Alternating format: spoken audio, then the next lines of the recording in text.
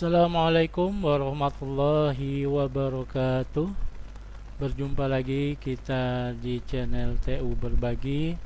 Kali ini kita masih menyambung dari video-video sebelumnya, yaitu dari part 1, part 2, dan sekarang kita akan memasuki tutorial di part yang ketiga. Di part yang ketiga ini kita akan sedikit mempraktekkan dari aplikasi Zia ZBT, yaitu pada menu daftar peserta dengan menu pengaturan. Jadi sebelum kita lanjut, kita buka terlebih dahulu aplikasi Zia ZBT-nya. Kemarin kita simpan aplikasinya di drive C, SAM, kemudian kita jalankan SAM kontrolnya.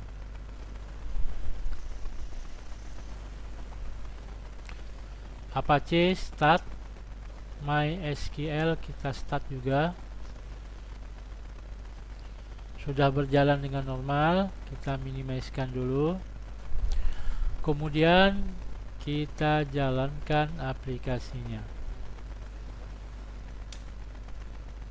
Ketik localhost. Sudah terbuka halamannya. Pertama, kita akan masuk sebagai admin, login di operator.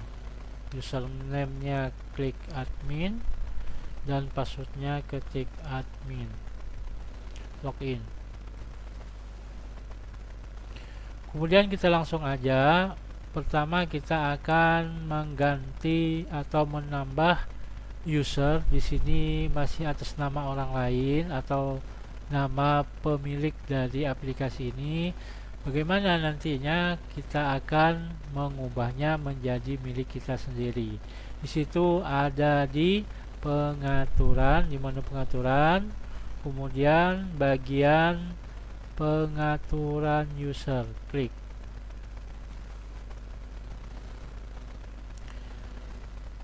Di sini sudah tertera dua user. Ini defaultnya seperti itu.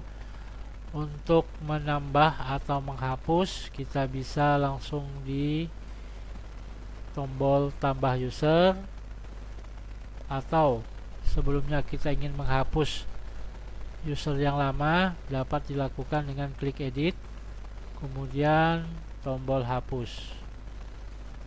Sudah. Kemudian kita juga bisa mengedit tanpa perlu menghapus.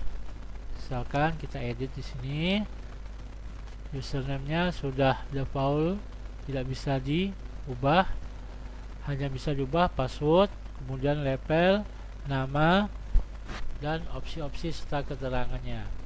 Nah, tapi di sini kita hapus saja dulu. Kemudian kita tambah user. Username misalkan kita tulis di sini. Password misalkan kita tulis admin. Kemudian label kita pilih admin biar kita bisa mengelola Zia ZBT ini secara keseluruhan. Kemudian nama pengguna misalkan nama kita. Kemudian opsi 1 dan opsi 2 kita kosongkan saja. Ini berpengaruh kepada penggunaan user untuk daftar topik tertentu.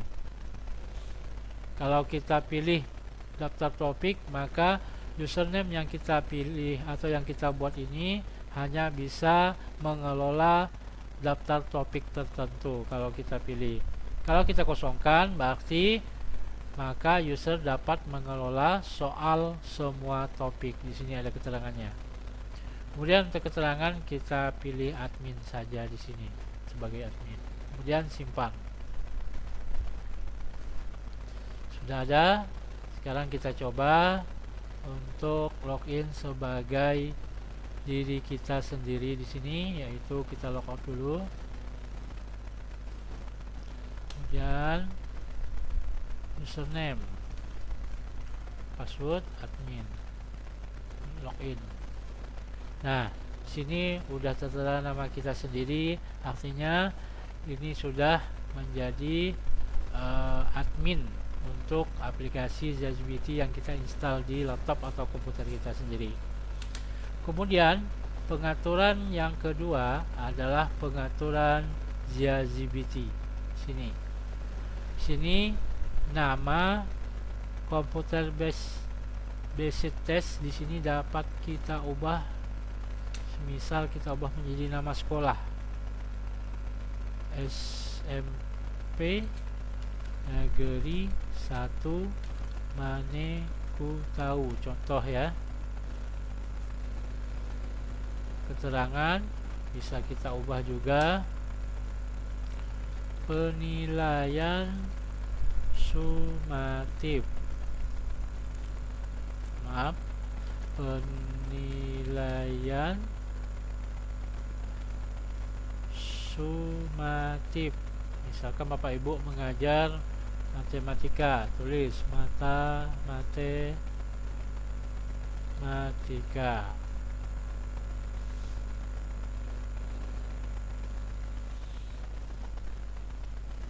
Kemudian link login operator di sini ditampilkan atau tidak, yang ada di sudut di kanan bawah tadi waktu login. Kalau ya, cek ya. Kalau pilih tidak, maka di sini akan hilang nanti. Saya biarkan saja ya.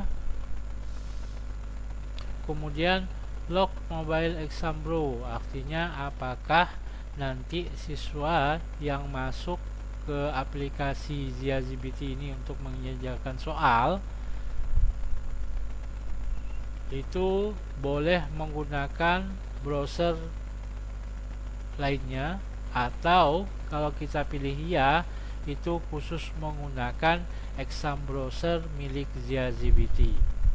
Nah, terserah.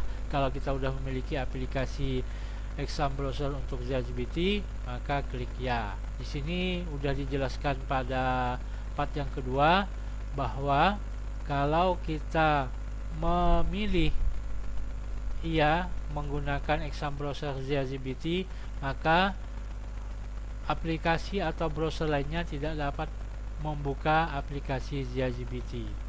Kalau kita menggunakan memilih opsi ya. Yang kedua adalah informasi ke peserta tes. Di sini udah ada secara default. Silakan pilih tes yang diikuti dari daftar tes yang disediakan di bawah ini. Apabila tes tidak muncul, silakan menghubungi operator yang bertugas. Di sini dapat kita ubah operator menjadi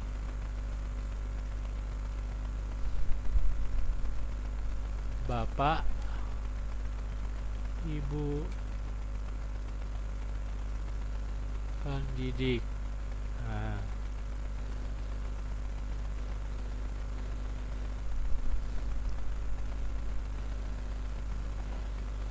sudah disimpan, nanti kita lihat hasilnya gimana. Kemudian klik simpan pengaturan. Sekarang coba kita lihat hasilnya, klik sign out. Kemudian kita ke localhost, halaman depan untuk login siswa. Nah, di sini udah berubah. SMP Negeri 1 Manekutau, SMP Negeri 1 Manekutau, penilaian sumatif matematika. Karena kita khusus untuk menggunakan ZiaGPT ini hanya untuk satu rombel atau hanya dipegang oleh satu guru mata pelajaran, maka untuk keterangannya bisa kita ubah sesuai dengan keinginan.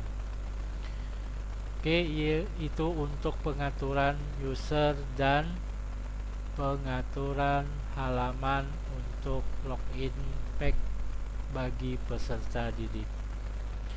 Kemudian sekarang kita login terlebih dahulu. Kita masuk.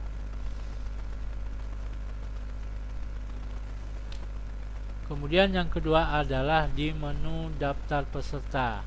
Di sini kita akan memasukkan daftar peserta didik ke dalam grup dengan dua cara. Di sini kita lihat submenu daftar grup. Di sini secara default ada satu grup yang dibuat, namun untuk memudahkan kita sebaiknya kita hapus terlebih dahulu. Untuk menghapusnya pun tidak bisa dari sini terlebih dahulu, maka kita masuk ke data test dulu. Data test, kemudian daftar test. Nah, untuk daftar test ini yang perlu kita hapus terlebih dahulu. Hapus, kemudian klik tombol hapus. Sudah terhapus, baru bisa kita menghapus grup dan daftar peserta yang ada di sini. Untuk menghapus daftar peserta, kita bisa menghapusnya sekaligus melewati daftar grup seperti ini.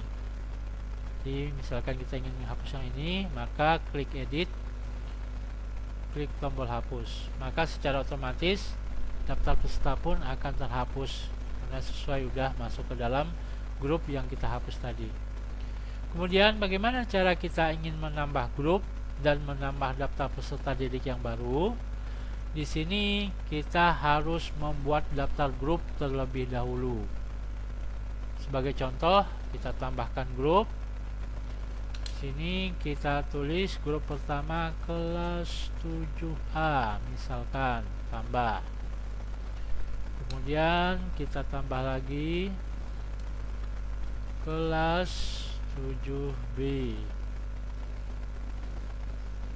Coba kita tambah satu lagi, kelas 7C, tambah. Ini sudah selesai kita membuat daftar grup atau daftar kelas yang telah kita ajar di dalamnya. Misalkan kita hanya mengajar 3 kelas, maka cukup 3 kelas grup yang kita buat di sini. Kemudian cara menambahkan daftar peserta, klik pada submenu daftar peserta, kemudian tambah peserta. Di sini secara manual satu persatu kita bisa membuat username sesuai dengan keinginan kita. Misalkan pakai nomor bisa, pakai huruf bisa, atau campuran bisa. Misalkan gini, untuk username kita pakai angka 0001. Maksudnya misalkan kita samakan 0001. Nama lengkap misalkan Ani. Email peserta boleh dikosongkan, kita kosongkan saja. Keterangan peserta bisa di ruang atau di sesi, kita kosongkan juga. Kemudian untuk si Ani ini kita masukkan ke grup mana? Grup A, B atau C. Maka di sini kita contohkan dia dimasukkan ke grup 7A, tambah. Maka di sini dapat kita lihat bahwa untuk Ani udah masuk ke kelompok atau grup 7A di sini. Ini secara manual satu persatu. Terus bagaimana kalau secara berkelompok? Jadi tidak perlu pakai secara manual satu persatu, maka dapat dilakukan dengan import data peserta. Kita hapus dulu ini, nanti kita coba di lain form pengisian untuk import data peserta. Ini secara manual tadi udah. Sekarang secara import data peserta, klik di sini. Maka di sini akan didapatkan informasi data siswa yang diimport adalah data yang akan digunakan siswa untuk memulai tes atau ujian. Form data siswa dapat di-download di menu download yang ada di pojok kanan kotak dialog. Pastikan terlebih dahulu data grup sudah terdaftar sebelum melakukan import data. Jadi tadi daftar grup sudah kita buat, kemudian di perintah sini adalah mendownload formnya dulu di sini. Baik, sebelum kita import harus kita download dulu formnya. Klik. Maka formnya sudah terdownload, sekarang kita buka. Ini formnya. Nomor, user, password, nama lengkap, email, grup, dan keterangan. Sini formnya dapat kita isi secara satu persatu atau bisa kita copy paste dari daftar peserta didik yang ada di komputer atau laptop kita. Misalkan kita punya daftar 8355 atau dari daftar absen. Jadi bisa kita kopikan ke daftar from data siswa ini. Di sini saya telah menyiapkan sebuah data dummy atau contoh.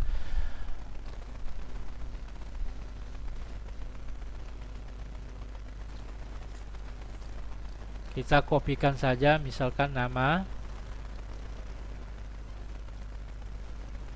Kita kopikan ke form tadi, kita paste di nama. Kemudian untuk user, kita bisa memakai usernya dengan nomor NIS-nya. Hanya contoh ya. Kalian bisa, Bapak Ibu juga bisa membuat username dan password secara acak di situs password general.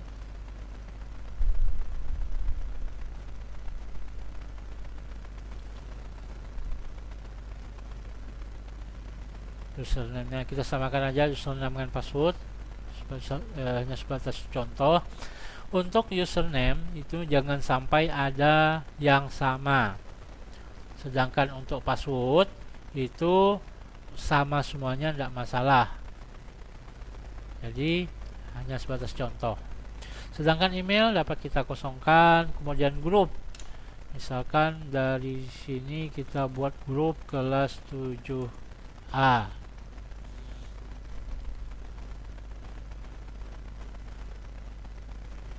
Kemudian di sini kelas 7B.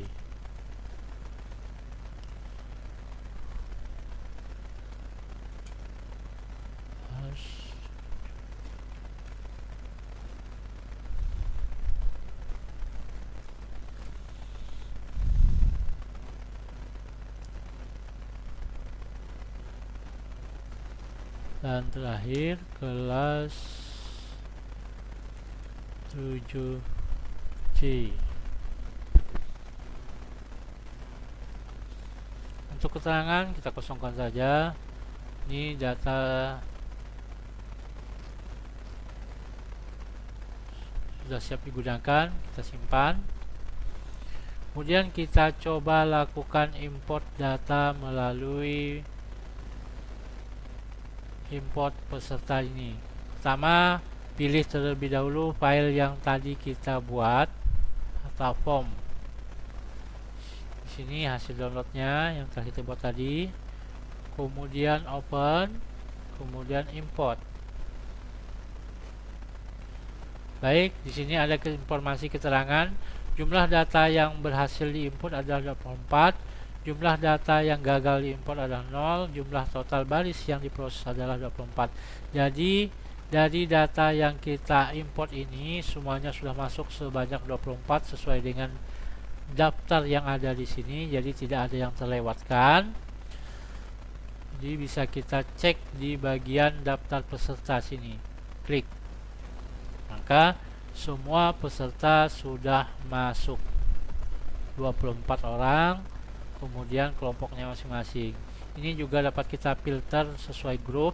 Kalau 7A aja kita bisa melihat daftar di 7A saja. Begitu dengan grup-grup yang lain.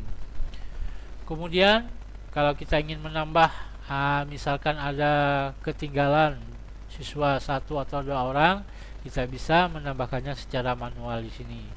Namun jika ada siswa yang lebih banyak untuk dimasukkan, kita bisa menambahnya di sini tanpa harus menghapus data lama. Cukup kita tambahkan saja. Misalkan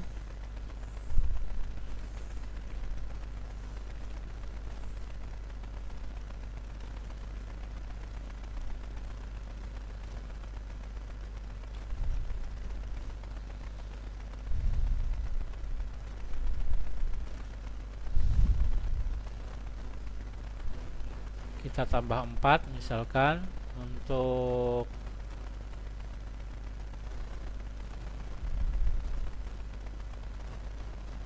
lain bisa kita hanya sebagai contoh.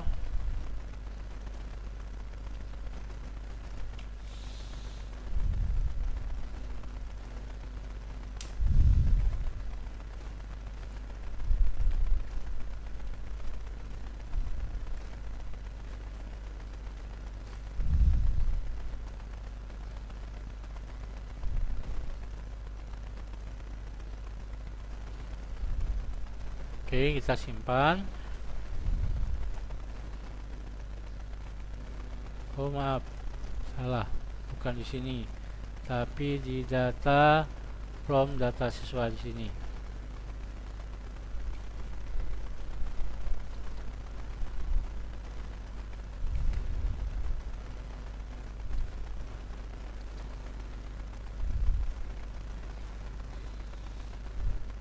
Misalkan di sini dia adalah kelas 7B, si Edi. Sini nama Edi ada tidak di atas? Tidak ada. Harry, oh ini pakai I, ini pakai Y, tidak apa-apa. Kelas 7A misal.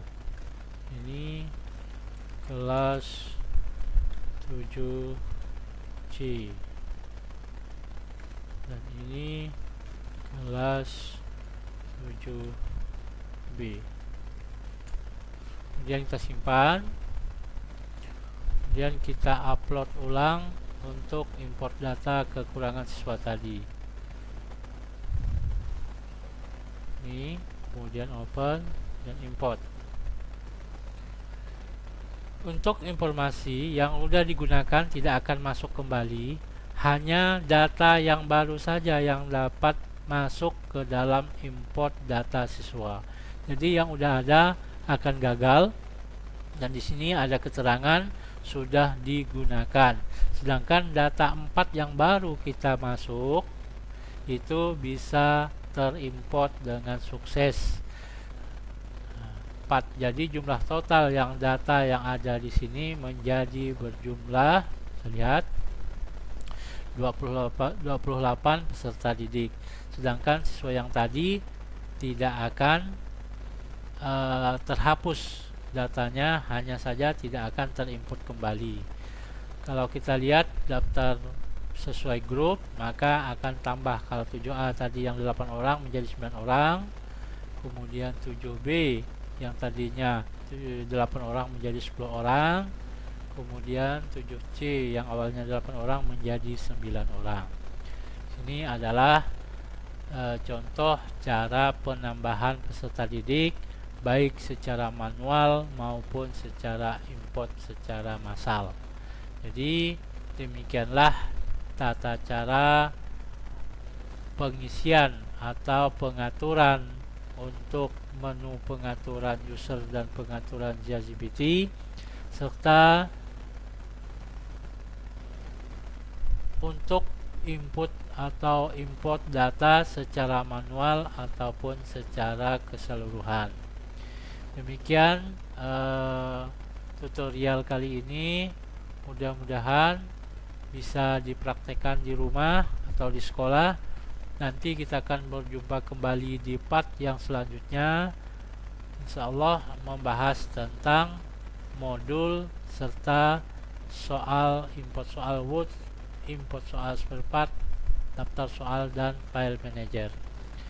Demikian, kalau ada kata yang salah, mohon maaf yang sebesar-besarnya.